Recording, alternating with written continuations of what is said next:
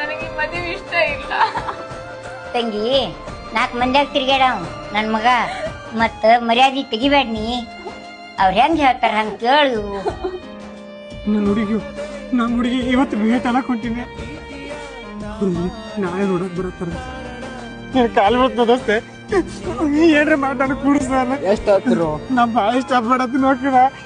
ಇನ್ನೂ ಒಂದು ಸರಿ ಭೇಟ ಆಗಿಲ್ಲ ಆಕಿನ. ಹಂಗ್ ಮಾಡಿಲ್ಲ ಬೇಡ. ಒಂದ್ಸತಿ ಭೇಟಿ ಮಾಡಿಸು. ಆಕಿ ನಾಳೆ ನೋಡಕ್ ಬರತ್ತಾರಂತ. ಆಕಿನ ಮದ್ವಿ ಮಾಡ್ತಾರ. ಆಕಿನ ಭಾಳ ಸಣ್ಣ ಪಾಪ ಆಕಿ ಹೋಗಿ ಕರೆದರು ನಾನು ಕೇಳಲಿಲ್ಲವೇ